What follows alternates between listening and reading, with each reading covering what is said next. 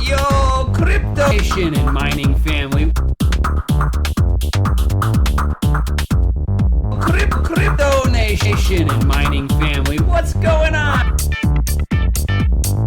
Of course, like always, it's not financial advice. Yo, crypto nation and mining family. What's going on? So, like I've been telling everybody, I've got some new hardware and stuff like that coming in. Check it out. Bam, just like this one. Oh, do you see that? Want to see that again? Bam, look at that. It's even plugged in right now. Oh, yeah. So, basically, the first thing that I noticed on the card is whenever I gave the fan by itself a little spin, it looked like the sticker wobbled. So like it was off center from the sticker side. And then the person who owns the card, Nefarious Technology, one of our community members, yo, big shout out to you. He was very kind enough to allow me to check out the card. Boom, woo, check it out. And yes, it is the Lisa Sue edition. Yo. So it's got the little gold on there. Oh, look at that. Bam. But this is the sticker right here. The one that I'm saying is just a little off center. So we're gonna go ahead and just give this thing a little fire up and see what this thing. Let me get a good spot on there, because what I look at is the fan blades themselves. So if you see how it just looks like it's sitting there and the sticker's off center, you can see that the fan blades aren't really wobbling, but the sticker is. So I'm going to turn it on, and I know I don't have it plugged into a motherboard, but I have the riser powered up with a 6-pin down here. Boom, look at that. And then I've got a 6 and a 8-pin plugged into there. So let's go ahead and actually apply some power. Let's get a good bird's eye view of this, like that. And I'm going to grab some little extra lighting on here. Not much. It shouldn't need much on there. Ooh, that's a bit much. So just a little bit. And I'm going to go ahead and I'm going to fire this up. Bam. Okay, so I see a little bit of the wobble that he's talking about. Not that bad. Not as violent as what the center's saying. And you can see now that the blades have pretty much evened out. I mean, it was like a small little oscillation at a particular RPM. But if you see that the center sticker is definitely off center, you're not getting as much of movement out of the whole thing. So, yeah. I mean, it's got a little movement in there. But definitely, that sticker is way off center. Either that, they cut it bad. The only other thing I can think of is that it's an optical illusion. So I'm going to stop this for a second.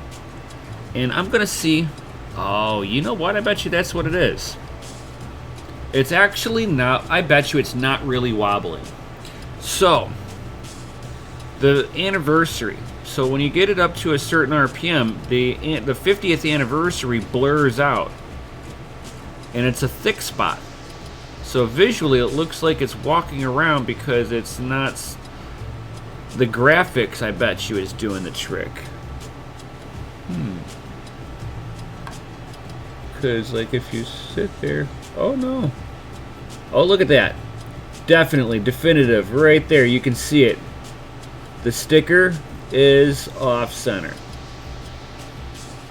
Definitively. I'm spinning this very slowly by hand. And you can see the sticker walking around. So, for a highly expensive graphics card, they put the sticker on off center. It does have a little bit of an optical illusion for how bad it is, possibly from the graphics itself. But that last little bit of testing. So I'm just taking a flashlight. That's all I'm really doing. I'm just turning it on just a little bit. So just shining it at the very edge. You can see the stickers walking around on that. I know it's a little blurry to the camera, but you're just looking at the gold. And just you can see the black in contrast to the gold. And yeah, definitely off-centered. 100%, no questions in my mind that that's not off-centered.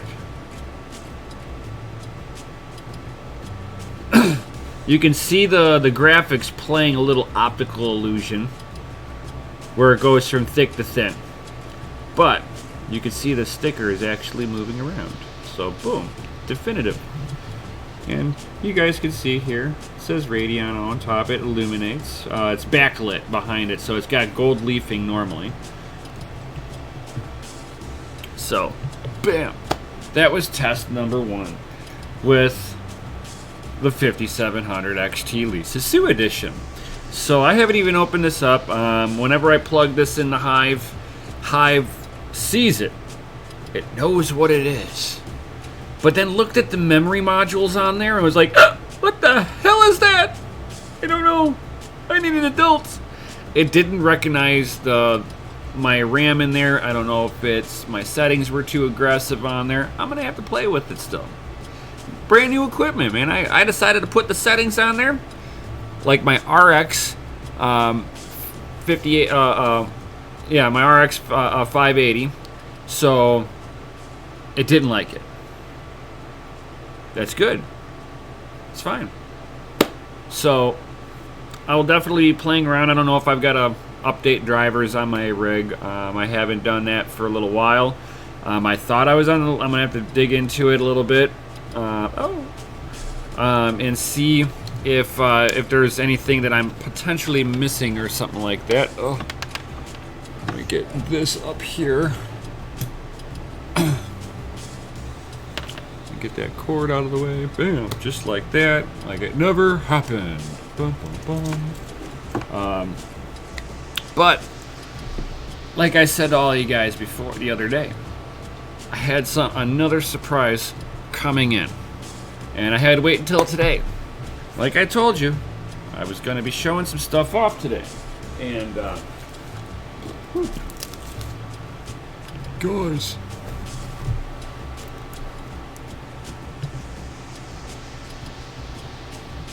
mail time. Mail time. Mail time. The mail's here. So definitely got some of that mail time. So Mikkel has talked, Crypto Mikkel, my cohort, my partner, my bro, you know, brother from another, you know, has talked me into these things. What's in the box? And we're not talking about a graphics card here. And you know how, if you've been watching me and him at all, you also know that he hates ASICs. So what could it be? Let's check it out. Yo! So, ta-da, and bam. Let's see here. Bam, just like that. Get my knife. Ooh. So, this person got creative with his boxes.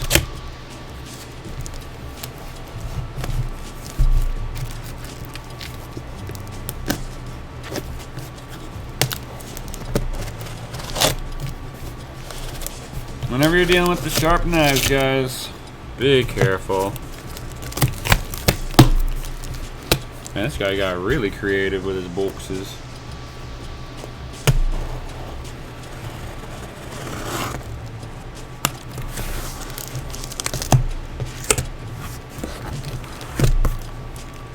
Boom.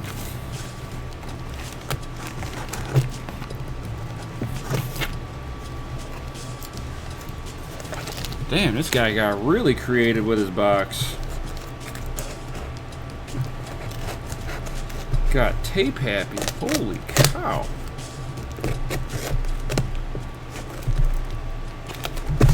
It's got like 5 pieces of tape in one spot. There we go. Hallelujah. Finally got into it. So, we have a very well packed box with pink foam in there, some bubble wrap. Ooh, what could it be? So, in here, we have, so what do we have here? So let's check this out. There we go. What do we have here? Ooh, so we have a riser. Check it out, guys. Ooh, what is that? What? From Squirrel? What? What? Man, check that out. It's got a heat sink on there, guys. Check that out. Oh man. Hold on here. Allow me to do this really quick here. And unplug this off the test so that I can safely put this over here on my anti-static bag. So,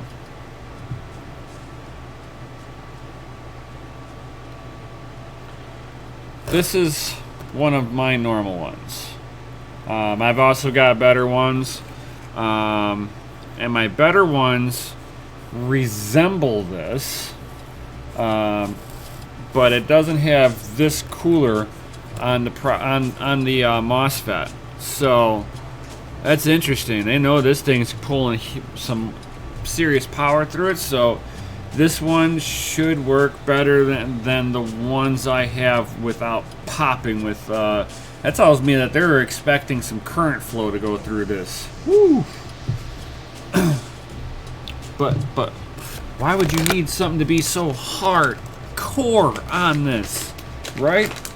I mean, that is I mean, for them just going, that's a pretty decent riser, actually. I like that. But, whew, what's in here? Oh, pink brick, dude. That's what I ordered. I hope you all stay tuned next week whenever I'm playing with this pink brick. So, it's not the color of your pink brick. It's what's inside that counts, right, guys? Well, let's check it out. Dig me in. Man, I don't know if you guys are ready for this. Are you guys ready for this, huh? Yes? No? Man, give a thumbs up. Definitely. You know, smash that lizardy like button, guys. Yo! So, let's go ahead and slice into this one. Now, I have definitely been waiting for this for just a couple of days. I already know what I ordered. I'm just being dramatic about it because I can. So, like I said, my man Mikkel talked me into playing around with some new hardware, guys. New hardware. Yo. So give a thumbs up for brand new hardware. Yo. And I do like these little, I like this actually. I wonder if this is the original packing for this, because it's actually kind of cool. It's got like little foam nubbies here, see? And then it's got the little recesses for the nubs to actually kind of slot themselves just like that. So, bam. So I wonder if that's actually, if this is the original foam for it. So, what could it be, guys? What could this be? Ooh. I got a little like half moon shaped piece in here to make it fit. So we'll go ahead and put that off to the side. And let's go ahead and this big big static bag here. Crinkly bag. Super crinkly. So, let's see here. Bam. So let's check this out, guys. Yo.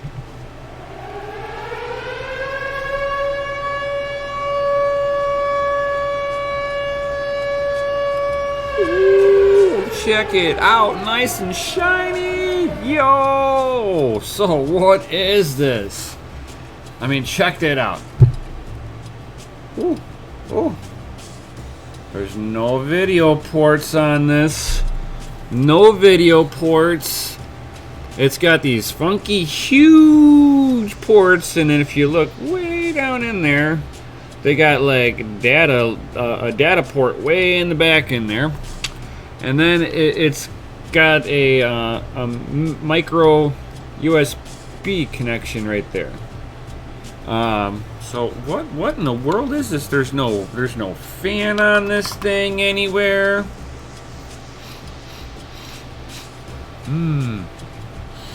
Smells like Mind On hardware. Ooh. So, if anybody is familiar with this, this is Squirrel powered by Xilinx. This here is an FPGA. Bum. Check it out. So, this is a BCU 1525. These are special data lines that you can interconnect between multiple FPGAs so that they can communicate back and forth.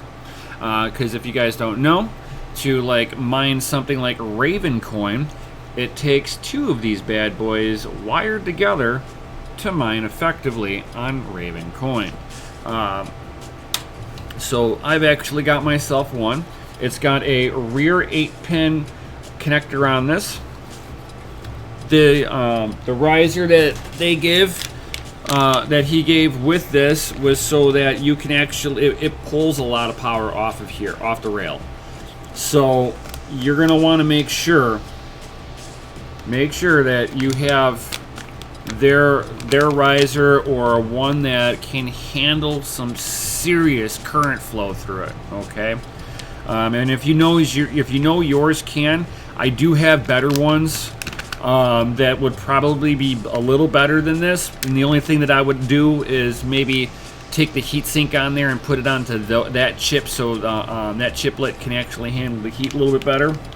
But beyond that, I bet you these are just fine. They will handle the job very nicely. So I think something like 75 to 80 watts will come out of this thing to power up this, plus what's back here. So it's actually really interesting. So expect a teardown on this at some point, so that I can actually show what's under the hood, guys, and see which Xilinx chip is actually underneath here.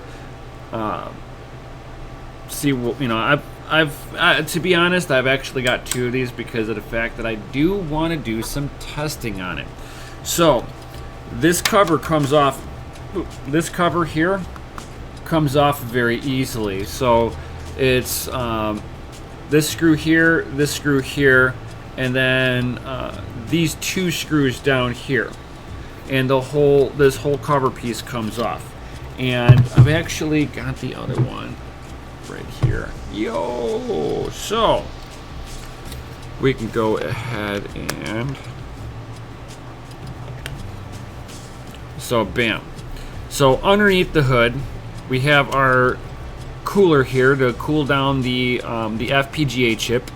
And what the FPGAs are, basically, it's like a step above the GPUs. So they are reprogrammable, so you're not stuck like an ASIC.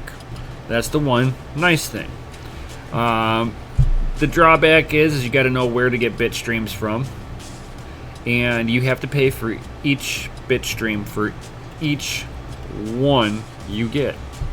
It's not like you buy one bit stream and you can program as many of these as you want. Nope.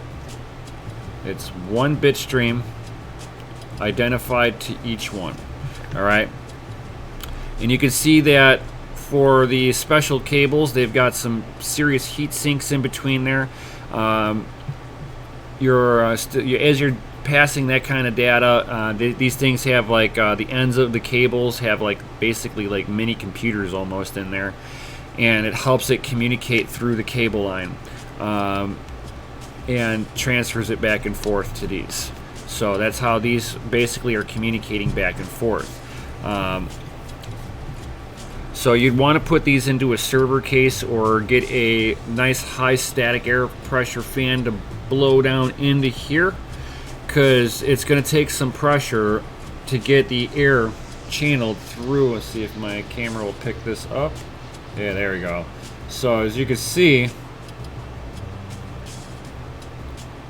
you got to get air to pass through here, otherwise this thing is going to start overheating on you. Or you can go ahead and water block it, and that will be your best cooling solution, would be water blocking, but you have the extra expense of getting all the water blocking features. I'm going to do some cooling tests on this, not this next week, because I'm on vacation, mandatory by my boss, my wife. So we're going to have fun. We're going to Costa Rica, so expect some pictures and maybe some video from out there. So stay tuned with all of that. But moving on along, if you notice that on each side of here, there's like little tabs. So slotting one of these bad boys out, we have basically some laptop RAM, or I mean not laptop RAM, we have some like desktop, maybe some server grade. I would suspect that this is server grade RAM. I would suspect that this is probably like, I'd have to do research and actually pull the numbers off, which I will be doing all of that so that I can get all the information out on what I have. A lot of the people that I've been talking to say that the RAM doesn't mean anything to this. Not very many bit streams are utilizing the RAM feature on these because of the latency. And what I mean by that is that the FPGA's got to communicate to this and be able to do it quickly. So if you're trying to fire off information from RAM back to FPGA, and the FPGA's timing is 3 times what this is capable of outputting, you're going to start seeing a bottleneck right off the RAM itself, because your RAM timings are either too tight or not tight enough.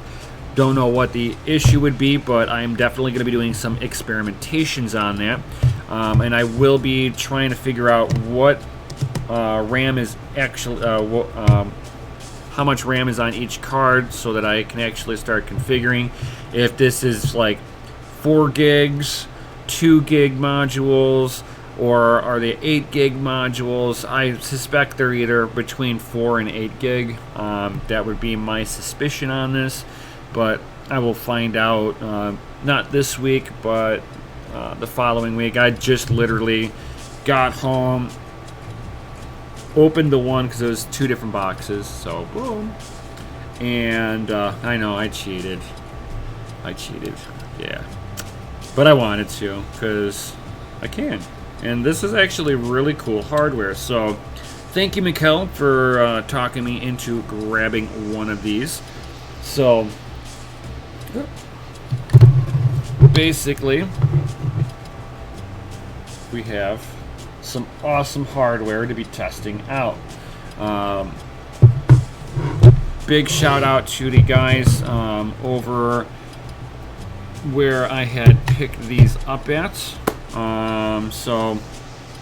I should say, it was like one of the places that I'm Discords that I'm part of on. Let me see here. It was like Marketplace something. Hold on, I'm gonna fire this up because if it's like this is where I pretty much got this from, and of course I haven't pulled any of this up yet. It's the first time I'm like firing up Discord on my PC today, so of course that's gonna take a second. Bam.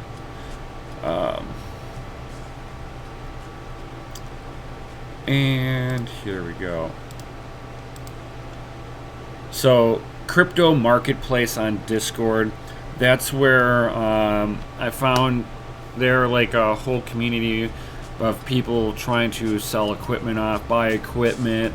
They've got an escrow service in there, so shout out to you guys for getting this stuff up over here. So that was awesome, for helping facilitate this, I should say.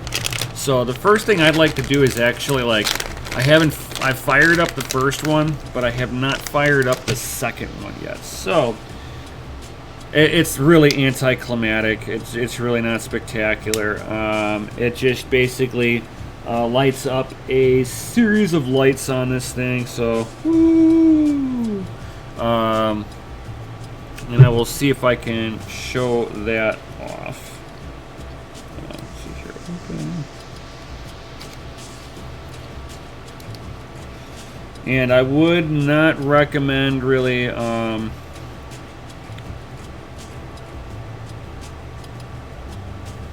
putting this onto a normal power supply. You're going to want one that's fairly large.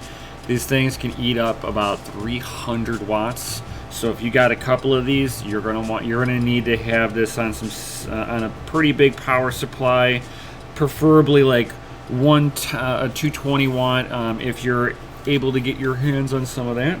So let me go ahead and go blink. Hey, we got lights, camera, action down there, guys. Ooh. We got green lights. So, let me see if it'll... So, bam. You can see lights down in there. So, let me go do the fire up so you can actually see it do its boink boink thing. All that little flashing glowingness you see is actually a bunch of series of lights turning on. And then it looks like it's searching for internet probably, and it would probably at this point just start mining away. The riser's got a little red light on there indicating that it's got power going to it on both sides. So that is a red, very red. So let me go ahead and turn this off, because I do not know how hot or how quickly it will get hot. So very nice. So it all fires up properly, and it looks like I can go onto the marketplace, and because I've got the funds wrapped up into escrow, the person who sent these actually has not gotten paid yet. That's there. I've already committed the funds to where it needs to go. Now I just need to send it off. So excellent, excellent, excellent. I will be keeping you guys up to date on what I'm doing. So if I've got some private bit streams or something like that, of course I'm not going to particularly tell you exactly what it's mining.